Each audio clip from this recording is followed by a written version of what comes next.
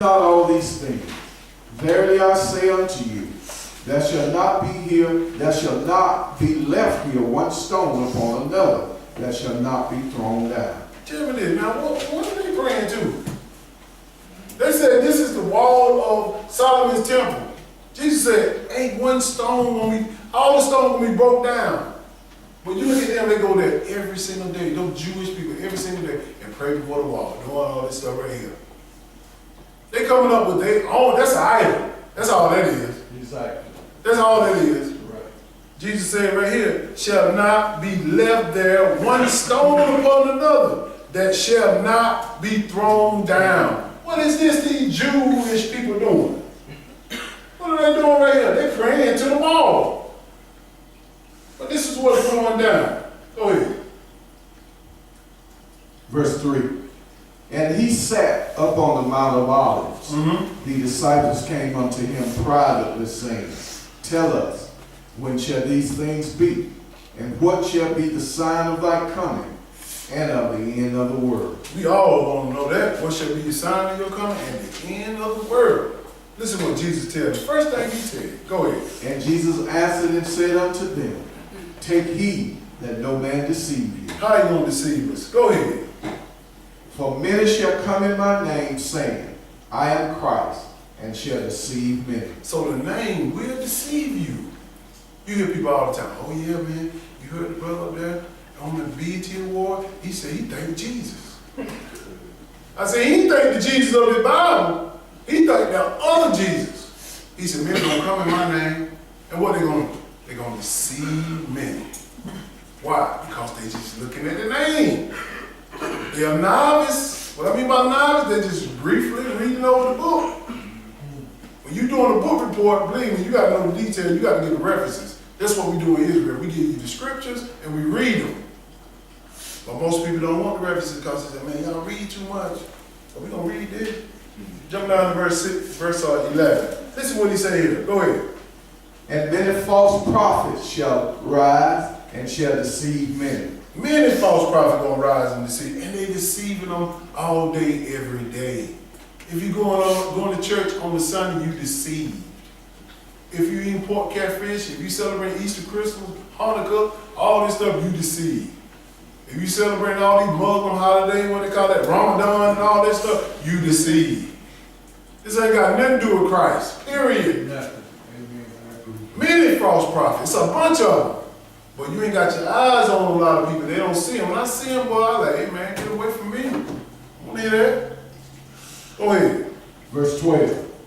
And because iniquity shall abound, the love of many shall wax cold. And people think he talking about the love, like touchy-feely love. No, he talking about the commandments. This is how you love. Not by feelings and emotions. This is how you love. I don't lie to you. I don't steal from you. I don't commit adultery on my wife. I don't break these commandments. That's love. But when somebody come up and whisper to you in your ear and tell you, oh, baby, you look good, man. You know I love Jesus. That thing you know you got your drawers off. Next thing you know, because he talking to you or she talking to you. And he knows some scriptures. No, you better make sure he under the law. That's love. Hey, we got to get married. That's what we got to do. We got to get married. We're going to do this. We're going to be my husband. We got to get married. Go ahead. Verse 13. But he that shall endure unto the end, the same shall be saved. So this kills that once saved, always saved. All I got to do is confess that Jesus Lord, I'm saved. Is the end here yet? No. Are you dead yet? No. Two things got to happen. Jesus got to come back, and this when we get salvation. If you die and you die in Christ, you'll get it then. Other than that, it's an everyday thing. You walking on eggshells. I'm walking on eggshells. This is what we got to do. And the Jewish people, they have fooled the whole world. Fooled the whole world. They gave us everything we wanted. Let's let them have this. Let them have that. As long as they don't learn of who they are in Israel. As long as they don't know. That's right. Now let's continue. Let's go to Exodus chapter 1. Let's break down some more of this color. Exodus chapter 1. verse 1. Ain't no short way of doing it. You just got to read the book. Still dealing with Israel, still dealing with our people, a black nation. Still breaking down this color. Like I said, this is the first part, Black History according to the Bible, color. We got plenty more we gonna cover. We just dealing with color today. Verse 1, let's look at our brothers here, where all of Israel came from. We're going to deal with a few of these brothers and their sons and see what color they are. Go ahead. Now these are the names of the children of Israel, Yes, sir. which came into Egypt. Every man and his household came with Jacob. Reuben. This is a time when all Israel, Jacob's sons, that came into Egypt at the time. Y'all heard the story of Joseph, how he got in Egypt and brought his brothers back in his family. This is the brothers he brought back with him. Go ahead. Reuben, Uh-huh. Simeon, Levi, and Judah. Yes, sir. Issachar, Zebulun, and Benjamin. Dan and Naphtali, Uh-huh. Gad, and Asher. How many were there? Go ahead. And all the souls that came out of the loins of Jacob were 70 souls, for Joseph was in Egypt already. So 70 souls or 70 people of Israel went into Egypt. Went into Egypt because their brother was there, which is Joseph.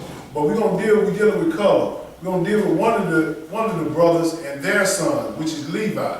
Let's go to Exodus chapter 2 and verse 1. Let's deal with Levi, the tribe that Moses came from. And what color is he? Go ahead, verse 1. And there went a man of the house of Levi, Yes, sir. and took to wife a daughter of Levi. Yes, sir. And the woman conceived and bare a son, and when she saw him that he was a goodly child, she hid him 3 months. And when she could not longer hide him, she took for him an ark of bulrushes, and dabbed it with slime and with pitch, and put the child therein. And she laid it in the flags of the river's bank. Because at the time, Pharaoh was killing children. Firstborn, that's right. The firstborn of the Hebrew people. So the woman, she tried to hide Moses. She put him in a little ark and floated him out to Pharaoh's house. And she was hoping that his daughter would like him. Go ahead. Verse 4. Uh-huh. And his sister stood afar off to wit what would be done to him. Yes, sir. And the daughter of Pharaoh came down to wash herself at the river, and her maidens walked along by the river's side. Yes, sir. And when she saw the ark among the flags, she sent her maid to fetch it. So she see the ark, like, what is that? She went in there and looked at it. Go ahead. And when she had opened it, she saw the child, and behold, the babe wept. And she had compassion on him, and said, This is one of the Hebrews' children. You know, we got to bring this up for the movie Charlton Heston about Moses. They always say that the woman didn't know that child was a Hebrew. What did that just say? He was a Hebrew child. They knew who he was. They know he was Hebrew. But Pharaoh's daughter fell in love with him. Jump down to verse 10. Go ahead.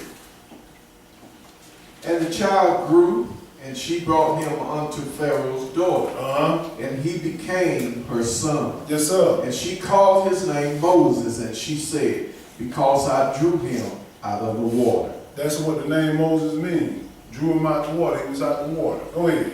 And it came to pass in those days, when Moses was grown, that he went out unto his brethren and looked on that burden, and he spied an Egyptian smiting an Hebrew, one of his brethren. So Moses knew that his brother were Hebrew. All this stuff that makes sense to me when I'm watching that movie. That movie had me thinking like Moses didn't know who he was. Go ask the one that you call father who you are. They lying in these children of Israel movies. They lying. You got to research all this. He knew exactly who he was, and he knew who his brother was. Go ahead. And he looked this way and that way, and when he saw that there was no man, he slew the Egyptian and hid him in the sand. So he killed the Egyptian because he was beating up on his brother. Killed him. But somebody seen him kill him, and Moses had to run off. But jump down to verse 15. I'm just giving you a little layout right here. Go ahead. Now when Pharaoh heard this thing, he sought to slay Moses. But Moses flew from the face of Pharaoh and dwelt in the land of Midian. Yes, sir. And he sat down by a well. Because Pharaoh gonna kill Moses, but kill him underneath them Egyptians. So Moses fled out the way. He got him down in Midian. Go ahead. Now the priests of Midian had 7 daughters, and they came and drew water and filled the trough to water their father's flock. Yes, sir. And the shepherds came and drove them away. But Moses stood up and helped them and watered their flock. So the girls were down there getting water from this well, and the other shepherds came down there trying to get in front of them. But Moses said, no, this ain't working. He ran them off. But the daughter's going to call him something. Go ahead. And when they came to Ruel, their father, he said, how is it that ye are come so soon today? So how you get back so soon? Because it must be something that these men were doing every day, making the women wait to last to get water. But listen what they call Moses. Go ahead. And they said, an Egyptian delivered us out of the hand of the shepherd, and also drew water enough for us, and watered the flock. I thought Moses was a Hebrew. He was an Egyptian. What do Egyptians look like? They look like Hebrews. These are the Egyptians. These are the hieroglyphics. These are some of the statues they found in King Tut tomb right here. These people black. You can't tell them they didn't have color back then. Because they got these people with white robes and skirts on and all this, and they got brown and black. They knew what color. The Egyptians were black, just like the Hebrews. This is the statue they found in King Tut in this tomb. All this is King Tut tomb. These are the things that this is why we have to compare ourselves to Egypt. Because we look the same. But if you look at these movies on TVN, what are all they? White. You can't tell nothing. You're like, man, we don't even get in on the movies. Nothing. They made a movie called The Prince of Egypt. You ain't have no black folks in there. Even the white folks said, man, you got to have some black folks in there because they were in Egypt. They know blackness is there. But this man, this girl confused him as an Egyptian. Just want to show y'all the comparison of the two.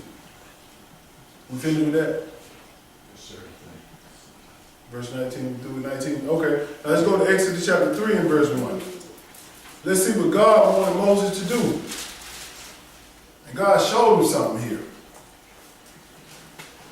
Exodus chapter 3 and verse 1. Go ahead. Now Moses kept the flock of Jethro, his father-in-law, the priest of Midian. And he held the flock to the backside of the desert and came to the mountain of God, even to Horeb. So Moses married Zipporah, which is Jethro's daughter, and he kept the flocks. But God had a plan for him. He wanted Moses to do something for him, which is helping his people. Go ahead. And the angel of the Lord appeared unto him in a flame of fire out of the midst of a bush. Yes, sir. And he looked, and behold, the bush burned with fire, and the bush was not consumed. You know, I get tired of people saying that hell, it's unbelievable. You can't really die and burn forever. And you looking at God right here burning the bush with fire, it ain't even burnt up. Come on. But that's just food for thought for people to understand. God can do whatever he want to do. I ain't playing with him. If he say he gonna put you in hell, he gonna do it. But anyway, God appeared to Moses. He wanted him to do something for him. Jump down to verse 6. Let's see what he wanted him to do. Go ahead. Moreover, he said, I am the God of thy father, Yes, sir. the God of Abraham, the Yes, God sir. of Isaac, and the God of Jacob. Yes, sir. And Moses hid his face, for he was afraid to look upon God. Do you imagine God talking to Moses? He talking to him. That's special. Very special. Amen. Very special. Go ahead. Let's see what you want him to do. Go ahead. And the Lord said, I have surely seen the affliction of my people which are in Egypt, and have heard their cry by reason of their taskmasters, for I know their sorrow. Because them Egyptians, them Africans were giving him Hebrews hell. They would beat them down, doing whatever. You better be glad God put us under these Gentiles. You go to Africa, you be trying to come right back here. Exactly. They do not like us at all. Period. Ask one of the Africans, am I your brother? And see what they tell you. They can't stand that we say African American. Like y'all ain't African, y'all don't know where you tribe, y'all don't know where you come from, which he is right. But listen what God wanted Moses to do. He said, he heard the cry of the Hebrews. He was about to go and let them go free, set them free. Jump down to verse 10. Go ahead. Come now therefore, and I will send thee unto Pharaoh, that thou mayest bring forth my people, the children of Israel, out of Egypt. He said, I want you to go down and tell Pharaoh to let my people go. Let them go. And I want to make sure y'all see this. Pharaoh looked like these people. Black. Just so did Moses. Let's go to Exodus chapter 4 and verse 1. We can't read it all. We just skipping around. We doing color. I'm going to show you a miracle that God did for Moses so he can believe that he had this power to help him. Exodus chapter 4 and verse 1, we're going to drop to 6. Go ahead. And Moses answered and said, but behold, they would not believe me, nor hearken unto my voice, for they will say, the Lord has not appeared unto thee. He said, they ain't going to believe me, Lord. They ain't going to hearken to my voice, because Moses was a meek guy. He ain't going to cause no fuss. But listen what the Lord said about when he showed him something. Jump down to verse 6. We're dealing with color. I want to show you what color Moses was. Go ahead. And the Lord said furthermore unto him, put now thine hand into thy bosom. Bosom, put the hand in your chest. Go ahead. And he put his hands into his bosom, and when he took it out, behold, his hand was leprosy as snow. Wait a minute, I thought we see on the movie Moses white. How leprosy as snow. When he put his hands in the bosom, it was just like this. They would turn white. But what they tell us? That Moses was a white guy. Charlton Heston. I thought Charlton Heston was Moses when I was little. Exactly. Listen at that movie. For real. White. This is it. Leprosy. He became white. But go ahead. Listen what God had to show Moses something in his body, but we're using that to show you that he's the same color as the Egyptians. Go ahead. And he said, put thine hand into thy bosom again. Mm-hmm. And he put his hands into his bosom again, plucked it out of his bosom, and behold, it was turned again as his other flesh. Now, if it were white, when he put a hand in the bosom the first time, what color was it the second time? Black. That's how you can tell that Moses was a black man. We look just like the Egyptians. Let's look at something. I'm going to skip right. Let's go to Jeremiah chapter 13. Let me show you something that Egypt cannot change their stripes. Color, excuse me. Jeremiah chapter 13 and verse 23. We're going to read one verse here. We're going to come back.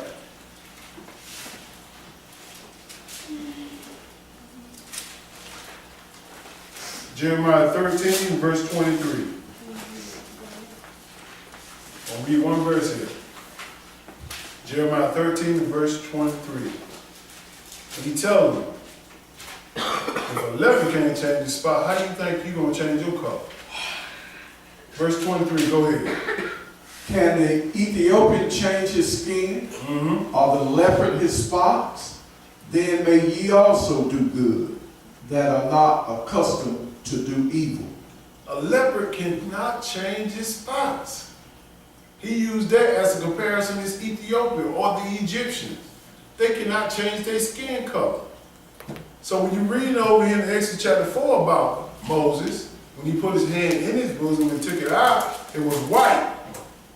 Then he put it back in. He said it became of his same flesh, which is dark brown or black. This is color. This is what we're trying to illustrate here, to show you that these people that are calling themselves us, they are liars. They are liars. You finished with that? Yes, sir. Now let's go look at another tribe, which is the tribe of Judah.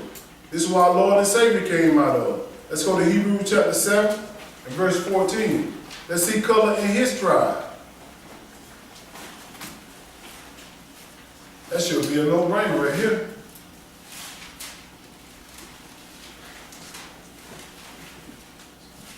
Giving you some weapons.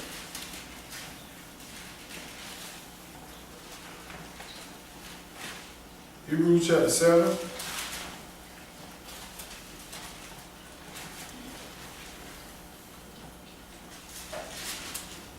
Let's see where our Lord and Savior came out. He came through Israel. Let's see what tribe he came from. 7 and verse 14. Go ahead. For it is evident that our Lord sprang out of Judah. Our Lord sprang out of what? Judah. Judah. From the tribe of Judah. That's where he came from. Go ahead. Of which tribe Moses spake nothing concerning priesthood. And the reason why he said that because the Levites was the only priest. But when Jesus came back to the right hand of the Father, he became our high priest. Our high priest. I just want to show you he came out of Judah. Now let's go get color on Jesus. Let's go to Matthew chapter 2 and verse 1. Because the angel told Mary and Joseph something about the baby that Mary was having. He had to convince Joseph that, hey man, she didn't cheat on me.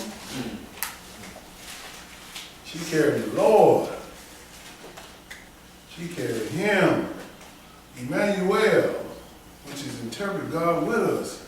She carried the Savior. Matthew chapter 2 and verse 1. Let's see the color of Jesus. Go ahead. Now when Jesus was born in Bethlehem of Judea, in the days of Herod the king, behold, there came wise men from the east to Jerusalem. There came wise men from the east to Jerusalem saying what? Where is he that is born King of the Jews? For we have seen his star in the east and are come to worship him. Because it was always prophesied that there was going to be a Savior come to save Israel, save God's people, which is Jesus. He told that in Jacob's son in Genesis chapter 49, I think 49 or 50, about Judah. A scepter shall not pass from him. He shall be a lawgiver, a lion's whelp, from the tribe of Judah. But listen what Herod said. Go ahead. When Herod the king had heard these things, he was troubled, and all Jerusalem with him. Understand this by Herod.